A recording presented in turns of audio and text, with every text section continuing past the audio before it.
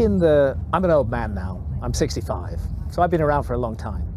Back in the 1970s, I was a journalist, and my interest at that time was entirely in current affairs. I had no interest in the past at all. I was the East Africa correspondent for The Economist in the early 1980s. I was based in Nairobi in Kenya. My beat as their correspondent took me frequently to Ethiopia, which was very much in the news in those days. And in Ethiopia, I came across an incredible story. Ethiopia claims to possess the lost Ark of the Covenant, as in Raiders of the Lost Ark, which in the early 1980s, as it happened, I had just seen. So I found myself in front of this monk in a city called Aksum in northern Ethiopia, then in the midst of a war zone. And he's telling me that behind him in this chapel is the Ark of the Covenant. And part of me is thinking, come on. And part of me is thinking, there's a story here.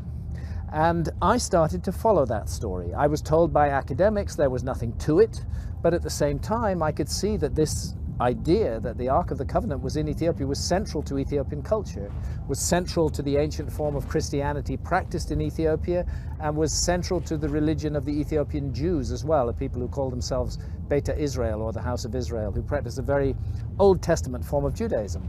So I started to think, the academics are telling me there's nothing to this, but I think there is something to it. The truth on the ground is much different from what the scholars are saying. And I began to investigate it very, very closely. And that investigation drew me in two directions. It drew me into the ancient past and the mysteries of the past. And it made me realize that everything scholars say is not necessarily true, that they are often expressing their prejudices rather than really researched work. So it was that was my initiation into the past. It was a process. To write that book, I also needed to travel to Egypt, and I found myself in front of the Great Pyramid for the first time. It had an extraordinary effect on me. I began to look into the details of it, the statistics, the precision of the structure. And again, I looked at what the academics were saying, and it sounded like utter rubbish to me. So I felt there's a place for further investigation here, and that eventually led on to my best-known book, which is Fingerprints of the Gods, that was published in 1995. By that time, I was fully drawn in to the mystery and magic of the past and completely separated from current affairs. And I've continued that relationship with the past. I think that's where we need to disentangle the truth most urgently, because if we've got our past wrong, then that's part of why we've got our present wrong as well.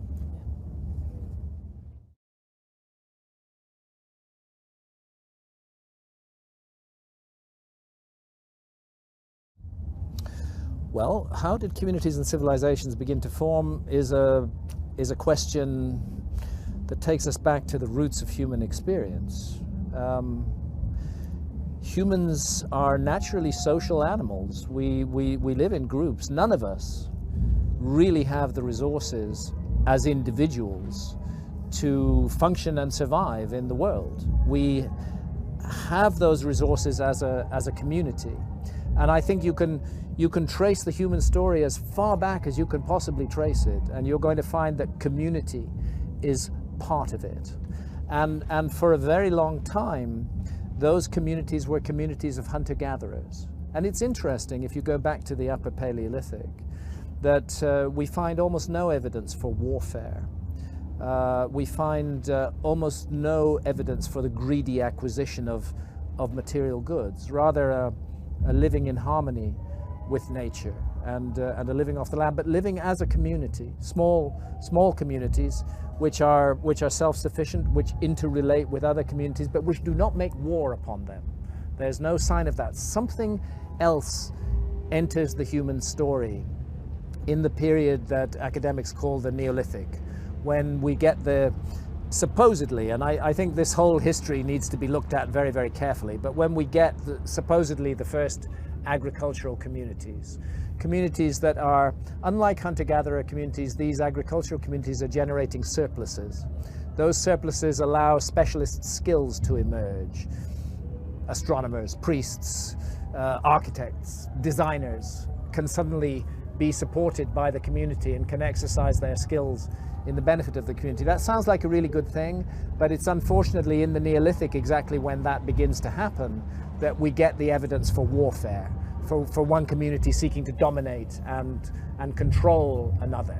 And I think what a long look at the past says is that that is not inevitable to the human condition. We don't have to go that way. We can live in organized societies. We can benefit from large communities pooling their intelligence and their skills. We can benefit from all of that without becoming destructive and murderous. It's a matter of waking up and making the choice.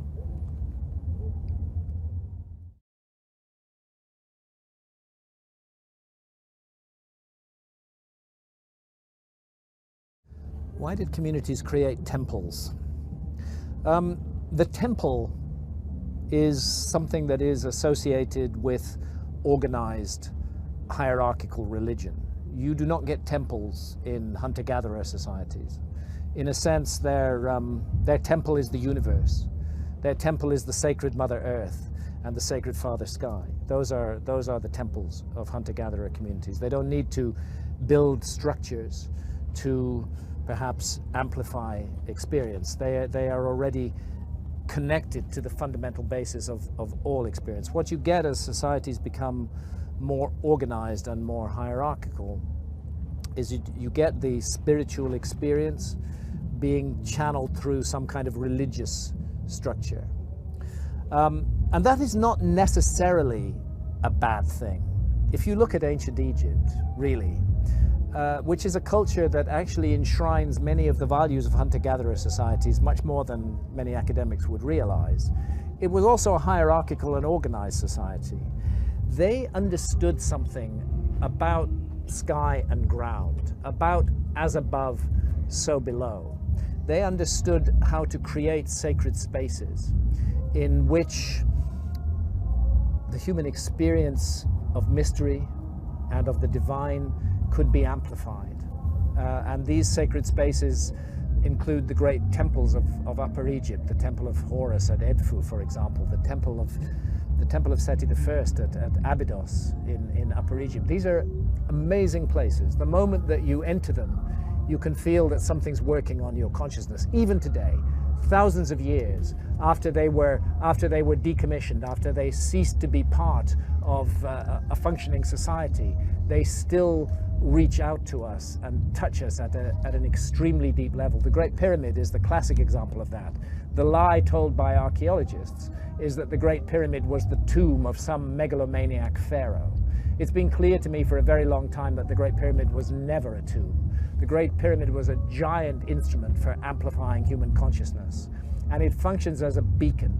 It still functions as a beacon. It draws people towards it from all over the world. They don't even know why they're drawn towards it. It selects its own initiates. For some people, it's just a heap of stones. For others, it's a sacred mystery. And those are the ones that the Great Pyramid speaks to, and it was designed to do that. So, although the creation of temples and sacred architecture is the work of organized hierarchical societies, we have the example particularly of ancient Egypt, which tells us that that work can be good. It can touch the human soul in a wonderful, thought out, beautiful way. It's not an accident. The historian Herodotus visited Egypt in the 4th or 5th century before Christ, and Herodotus reported that the Egyptians were the happiest people that he had ever encountered anywhere on earth. And this is a civilization that devoted its best minds for 3,000 years to considering the mystery of life and death and the mystery of existence, and found a beautiful way to function in the world. Unfortunately, as time goes on, you get a new force coming into the world, and those are the monotheistic religions, Christianity, Judaism, and Islam, which rapidly ceased to be about direct spiritual contact. Those sacred temples of Egypt were not about enhancing the power of the priesthood. They were about giving individuals the additional support to access mystery.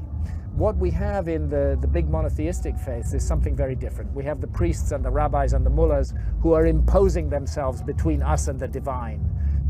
We are to only experience the divine with their permission, their way, through their system.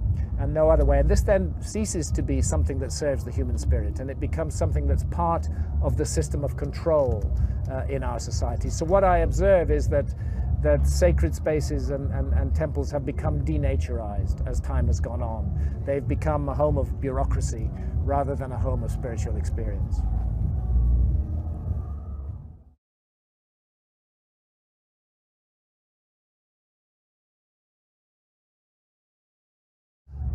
How do I think the pyramids were built? To be honest, I have no answer to that question. And anybody who tells you that he or she knows how the pyramids were built are not telling the truth, because we don't know. We don't know. The Great Pyramid contains a number of mysteries. The Great Pyramid, first of all, is very big. The Great Pyramid weighs 6 million tons. We can calculate that from its mass. It weighs 6 million tons. Its footprint is 13 acres. It's more than 750 feet along each side. It's 481 feet tall. More than 2.5 million individual blocks of stone were used in its construction. But it's not just big, it's really, really precise. The Great Pyramid is locked in to the cardinal dimensions of our planet. The Great Pyramid is targeted on true north within 3/60ths of a single degree.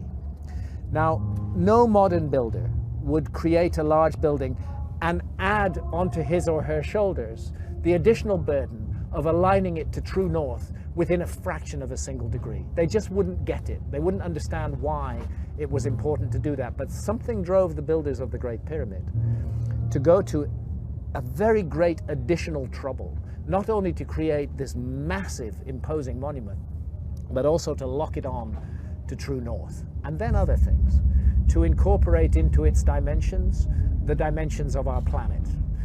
I don't want to get too numerical or possibly even boring here, but if you take the height of the Great Pyramid and multiply it by 43,200, you get the polar radius of the Earth. And if you measure the base perimeter of the Great Pyramid accurately and multiply that measurement by 43,200, you get the equatorial circumference of the Earth. In other words, for thousands of years, through times, through dark ages, when human beings didn't even know they lived on a planet, never mind its dimensions, that monument has encoded and speaks out the dimensions of our planet on a scale of 1 to 43,200. And the scale is not random. The number 43,200 is derived from a key motion of the Earth, which is called the precession of the Earth's axis. The Earth wobbles on its axis very slowly at the rate of 1 degree every 72 years.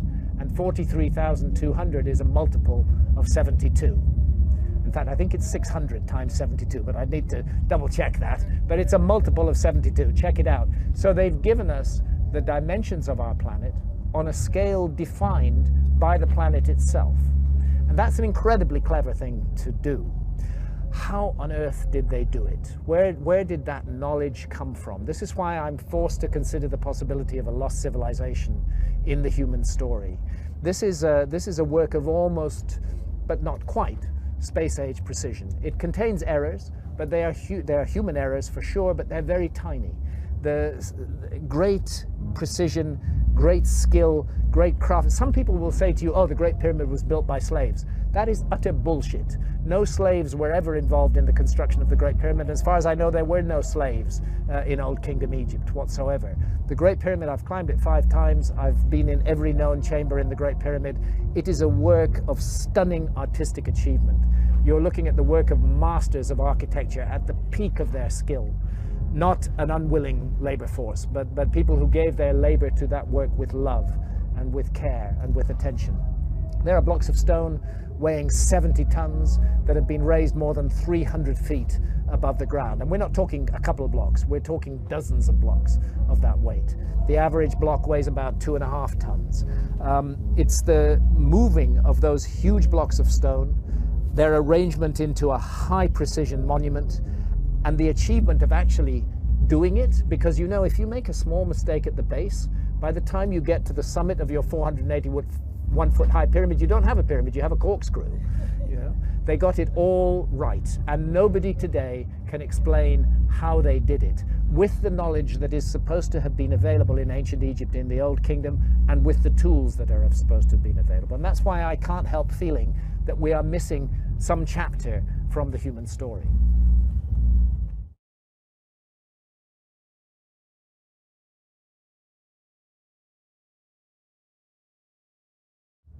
Do I think music is a global impulse?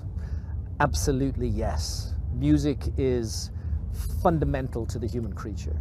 We are connected to music, through music, with music, in extraordinary and deep ways. It is not an accident, for example, that music, the songs that are called Icaros, are used in ayahuasca ceremonies in the Amazon. They're not a sideline. The singing of those songs is central to the ayahuasca ceremony and to the ayahuasca experience. And when you're in the grip of the brew, in a deep visionary state, those songs become roads. They become pathways. They materialize. You can see them. And you find yourself following them. They're leading you in the direction of the experience you need. And they're a central part of it. I think music alone is capable of bringing about altered states of consciousness if we engage with it properly, capable of touching us in our emotional centers in the way that almost nothing else is. I think music is a sacred exercise for humanity, and perhaps we need to recover that notion a little bit and to sacralize music again. Yeah.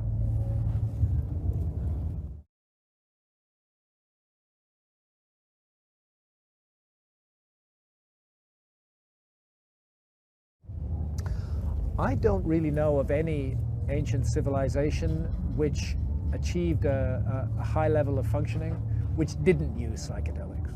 Psychedelics were astonishingly widely used in the ancient world, and used very carefully, with great attention being paid to what we now call set and setting. So, for example, you can go to Chavin de Huantar, about 200 miles north of Lima, turn right, drive up into the Andes, 14,000 feet, drop down into the Chavin Valley, and you'll find yourself in an ancient archaeological site, the largest part of which are galleries below the ground, which were used in ceremony in ancient times, and that ceremony involved the San Pedro cactus. It involved, in which mescaline is the active ingredient. When the conquistadors came there, they couldn't understand what all this was about. Why had they created these great galleries? What was going on? We now know what was going on. They were creating a setting that would maximize the effect of the psychedelic of choice, which in their case was the San Pedro cactus. If you go to Eleusis in ancient Greece, it's a ruin now outside of Athens. But for more than 2,000 years, until the 4th century after Christ, Eleusis was the beating heart of the ancient Greek world. And again, like Chavin de Huantar, it turns out that there are enormous underground galleries, darkened spaces, which they called the telestrion. We now know what was going on there. The initiates in the Eleusinian mysteries came and drank a brew before they went down into the telestrion. That brew essentially was LSD. It was a non-poisonous form of ergot growing on barley, which they then harvested and cooked up in the brew called the kykeon. So no wonder when people went down into the telestrion, into those darkened spaces which were subtly lit here and there, that they would have life-transforming experiences. Plato was an initiate, Sophocles was an initiate, Cicero was an initiate, Pindar was an initiate. They all said that the experience they had had in the telestrion after drinking the brew was life-changing. They lost utterly their fear of death. They knew that death was not the end, but just the beginning of the next great adventure. And those spaces were the heart of everything that was good and worthy and worthwhile about ancient Greek culture. And it's a comment upon the way that civilization has gone, that it was fanatical early Christianity that destroyed Eleusis and that put an end to those rites that had been so life-affirming and so life-enhancing for so long. And this is true, frankly, all around the world, whether you go to ancient India, whether you go to ancient Mexico, of course to ancient South America. In South America, we have a whole pyramid city called Caral, which has only been excavated in the last 15 years. And you know, archaeologists went to it with their prejudices. Nobody could have created a huge place like this unless they were highly domineering and hierarchical and making war on others. Turns out there's no evidence of warfare whatsoever at Caral, but what there is evidence of is the massive use of hallucinogenic snuffs from the Amazon. So this great culture that built the largest pyramids ever created in the New World, pyramids that are 5,000 years old, this great culture was founded upon and based upon the import of hallucinogenic snuffs from the Amazon and the free interrelation of peoples without any warfare. You can find this all around the world. Psychedelics have been central to human culture from the very beginning, and I think that goes right back to the Stone Age, to the Upper Paleolithic. There's a moment when a light seems to go on in our ancestors' heads all around the world, and they start producing art that is definitive of visionary experiences. They are depicting visionary experiences. And that's the moment that we get this huge step forward in the evolution of human behavior. We're already anatomically modern, but the software wasn't there. It looks like it was psychedelics that provided the software that brought about modern human consciousness. We are now in a process of reversion from that. We need to correct that course. We need to return to the course of expanded consciousness, of dissolved boundaries, of openness to the universe, and to the spirit of love and nurture, which is fundamental to the human experience.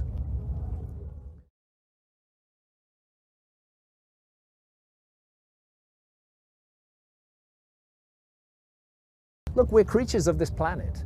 We are bound into the rhythms of this planet, and the ultimate, obvious, immediate, present rhythm is the rhythm of day and night. That for some hours, the side of the planet we're sitting on faces the sun, and as it revolves, it then faces darkness. So we have night and day, and it's part of all our biorhythms. I mean, you try and ignore night and day for too long, and you'll find that it has a very disturbing effect on your psyche.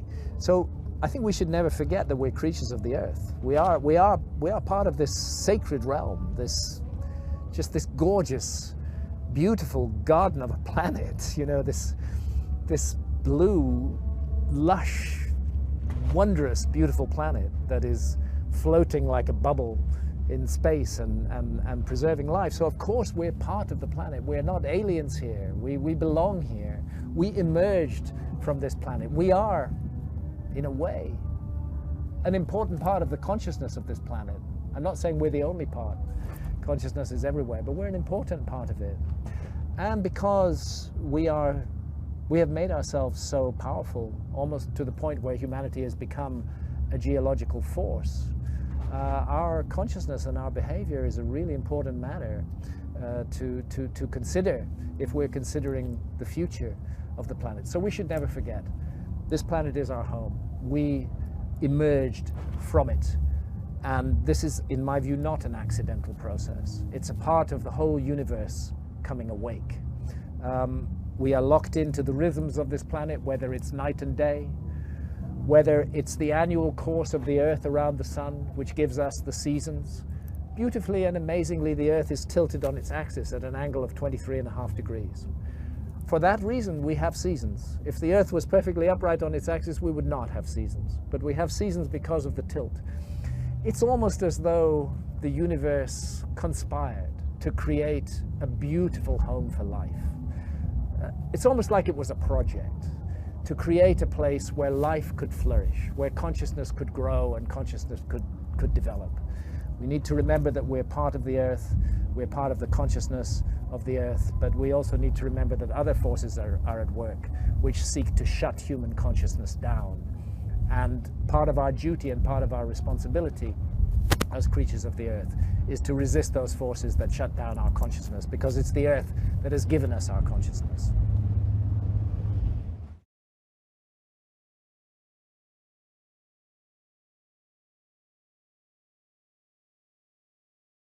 So In order to answer that question, I need to refer you to an ancient body of ideas. And that ancient body of ideas is called Gnosticism. Gnosticism means knowledge, but the Gnostics were not talking about the kind of knowledge you get from reading books or that you study in school or in university. They were talking about revelation, about revealed knowledge, which comes through experience and can come in an instant. Psychedelics, as a matter of fact, are one of the effective ways of reintroducing us to gnosis. No longer do we count on the expert to tell us what we're experiencing or what the experience means. We have the experience ourselves, and that experience is transformatory. Now, the Gnostics believed, and I'm simply reporting to you their belief, that we live in a friend of mine actually calls this world a university of duality. He's touching on Gnostic ideas there, because the Gnostics believe that the fundamental character of this level of existence is duality, that there is dark and light, that there is good and evil, and that good and evil are not simple social constructs, that they are fundamental to the essence of life at this level of existence. It doesn't mean that there isn't unity beyond that, but that at this level of existence, we have something to learn from duality. Duality forces us to make choices. We don't think about it a lot, but actually every minute of every day, we are making choices, sometimes very small, sometimes very large, between good and evil. We are making choices about how we live in the world, about how we function, about how we relate to others. And the Gnostics saw this as a teaching and a learning process. Part of that learning process is that there is a force at work in the universe which seeks to snuff out the divine spark in humanity, which seeks to deny the growth of our consciousness. That's an unfortunate side of dualism. They called this force the demiurge. And they said that the demiurge had evil angels working for him, who they called archons. And those evil angels, they worked to limit and suppress and destroy human consciousness. And the project of Gnosticism was to bring illumination, for us to understand, to realize what our true condition is, and why it's extremely important that we make choices for good rather than for evil. The essential notion of Gnosticism is that there are forces at work impacting upon us which are good and nurturing and beautiful and true, and there are other forces at work impacting upon us which are evil and deadly and destructive and dangerous. And our position, our situations as human beings, is that we must choose between the two. The demiurgic forces are clever. They work to limit human choice. They work to persuade us that there is no choice to make. And that's why I think that we find ourselves in this situation where we are confronted by evil all the time, sometimes on a very grand scale, a global scale. To me, it seems obvious that some kind of evil is at work when we can have so much wealth in Western cultures, so much prosperity, and yet close our minds and eyes to the fact that half the human race is living in a state of desperate deprivation, where every day is a struggle for existence, where they have no time to do anything else except to struggle to keep body and soul together for another day. We have political forces at work in our society which seek to persuade us that warfare is right, that we should go and make war on other peoples because they disagree with us on some idea or another. The Gnostics would have understood that immediately as the demiurge at work, misguiding us, seeking to divorce us from our true essential selves. The same goes for big corporations, you know, and for the so-called nanny state, the state which seeks to deprive us of all responsibility, to make choices for us. That's why I would say that we live in a time of extraordinary importance right now. as far as we know, it's the first time that there's been a global human conversation going on. And that global human conversation is going on because of the internet. The internet has, you'd be surprised how far it reaches. Even in the middle of the Amazon jungle, people are on the net, you know, and they're hearing what's happening elsewhere in the world. And truly, we are in a global human conversation. And that's why right now, the choices that we make as a species, for good or for evil, have vast importance, hugely magnified beyond the implications of those choices a couple of thousand years ago. It is actually possible for us to, and it may happen because the forces of death and destruction are very strong in our society. We may end up sterilizing the earth, destroying this beautiful planet. It's possible that we can do that, but we don't have to do it. We have the choice. We can always, each day, in each instant, make the choice for good rather than for evil. I think those are real choices. I think they matter, and I think they're part of the nature of life at this level of existence. As I say, I don't think that's all there is. The Gnostics didn't think that's all there is either. There's something beyond that, but we are here to learn, and we will be defined by our choices, and ultimately the responsibility is ours.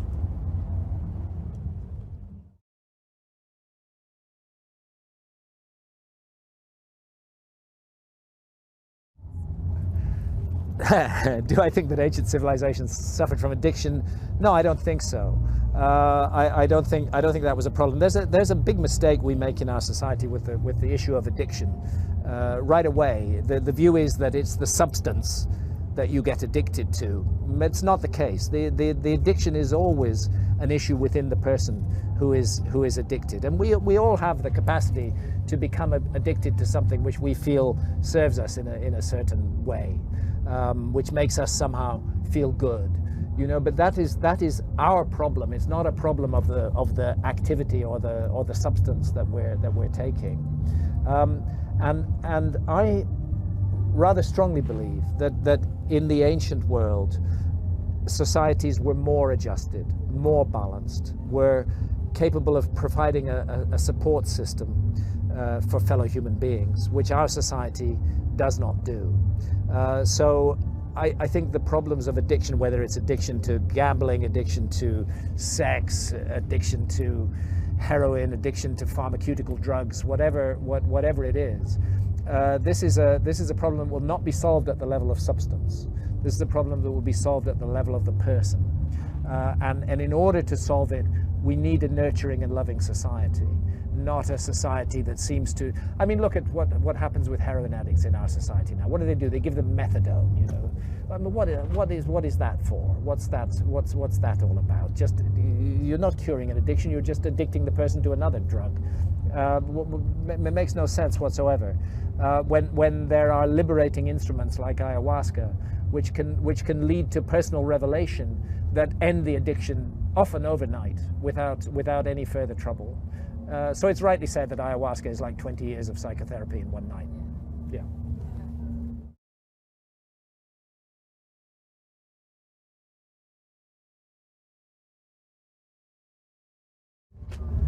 So the question is, where does soul come from, and where do I think it goes when the body dies? This is my belief system. I can't prove this, but I feel that the what we call the soul, that is the fundamental of the human being. That is, it's not our bodies, it's not our digestive system or our brains or our skeleton. It's the soul, and the soul is non-physical. I believe the fundamental essence of consciousness is non-physical. I think consciousness is one of the basic forces of the universe, to be ranked alongside gravity and electromagnetism. It's a fundamental force of the universe. And again, I can only tell you my own belief system. I think that this physical realm was created by non-physical consciousness. I think it's a place in which non-physical consciousness can manifest in the physical experience, and can live a life where there are physical consequences, where choices have to be made. In other words, the physical realm is a place where souls learn to grow and develop, and they do that by incarnating in physical bodies, not necessarily only human bodies. Let's not pretend that animals are not also souls. Of course a dolphin is a soul. Of course a fruit fly is a soul, even though it has a limited time here. There's a limited experience to be undergone which can help it to grow. I think that's what's going on in the physical world. I think that it's a place of learning and development of the soul. So where do souls come from? They are always there. They are the essence of the universe. Where do they go to when physical life ends? Back to the place where they came from, which is not a place, which is everywhere, which is everything. But it's everywhere where it's not possible to have the learning experience of being incarnated in a physical body. I happen to think we come back. I think this incredible opportunity of a human life would be rather wasteful if it were only one life that we had. I think we come back for many lives, and the cards are randomly dealt. We may come back in the next life with a totally different stack of cards from the ones we came into in this life. And that's good, because that's how we learn, that's how we grow. But the deal with reincarnation is you must forget your former life. If you remembered it, if you knew the rules of the game, you would no longer be able to play the game straight. So that's why the ancient Greeks said that we drink the waters of forgetfulness. Unless you came back as something else, non-human form. Unless you came back as something in a non-human form, as an animal or a... Well, you might well come back in an animal form, and who knows, there might be a great deal to learn from life as a wolf or life as a sheep. It is possible, and let's not forget that also there is likely to be life on other planets in this vast universe. Who's to say that reincarnation simply brings us back to the Earth and to human bodies? Maybe we come back on other planets in totally other bodies altogether. In short, I think that the entire universe is a theater of experience for the soul. It's a vast enterprise that involved the creation of a material realm and a level of existence where the vibration is lower than it is at the level of non-physical consciousness. And we come down into that physical level of existence. We learn the lessons here, we make our mistakes, and we carry on until perhaps we reach some kind of resolution. We reach a point where we're ready to move on to the next level. That's how I see it. I can't prove it. Maybe it's not so, but it makes sense to me.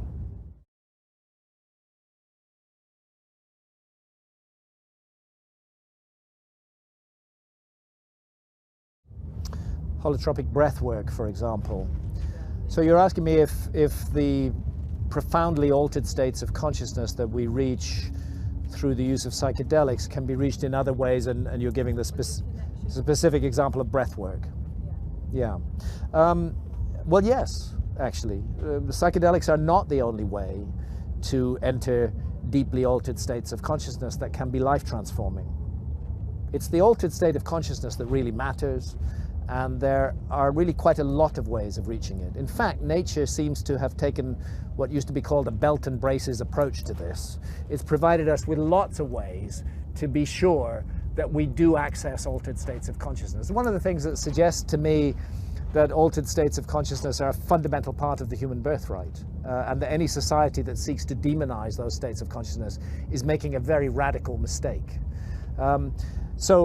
For example, the San Bushmen of southern Africa, the Kalahari Bushmen in Namibia, they entered deeply altered states of consciousness and communicate with entities and travel through the sky and can spot herds of game at distances of hundreds of miles by doing that, not by taking a psychedelic, but by doing a dance around a fire, a dance, they call it the trance dance. It can last 24 hours. Wow. The shaman becomes completely bathed in sweat. He enters a deeply altered, then he'll take his sweat and wipe it on another person, and the trance passes to that other person instantly. It's a really extraordinary thing. No medicines, no plants are used, entirely dance. And perhaps the dehydration that comes with the dance and brings about those changes in the brain that lead to a deeply altered state of consciousness without the use of any plants. I know that Stanislav Grof developed holotropic breath work after he was stopped using LSD. His practice was with LSD, psychotherapy with LSD. When that was made illegal, he developed breath work as another way of accessing those states.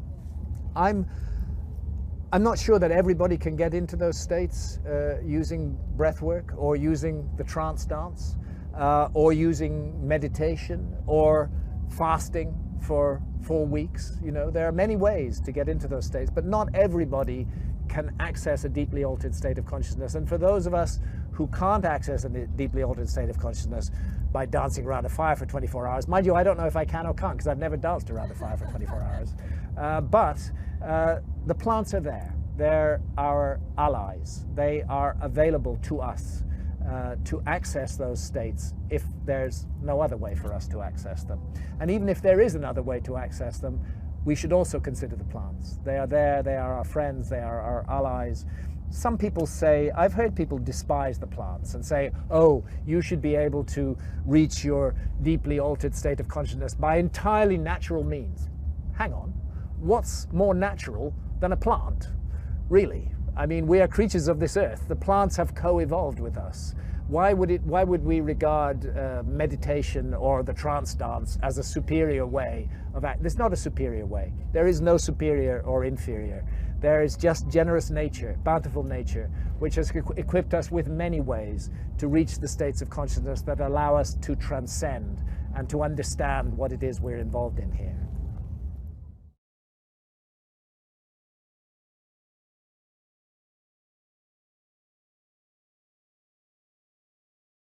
The most important thing that we can teach our children is think for yourself.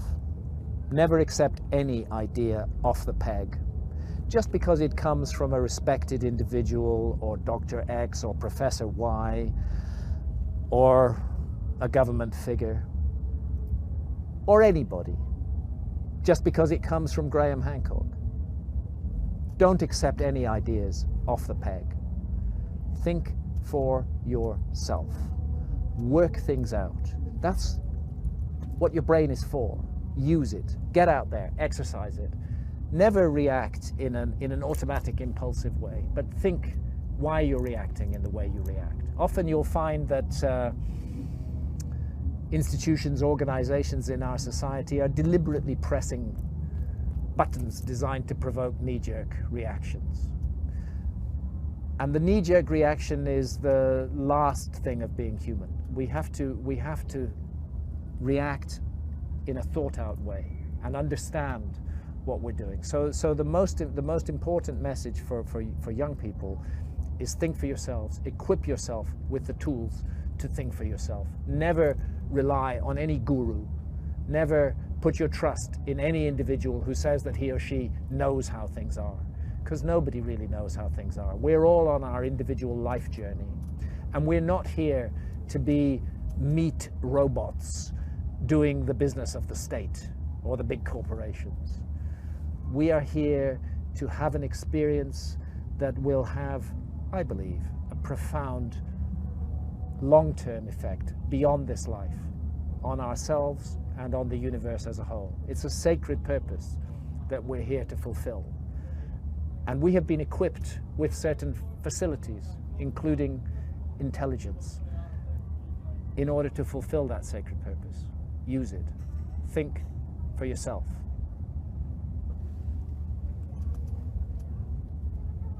Be your own leader. You don't need leaders. Why do we need leaders? Why do we need to be led? I've heard some say, oh, well, most people need leaders. Why do most people need leaders? We all have these huge brains. We all have this heart and this soul. What do we need to be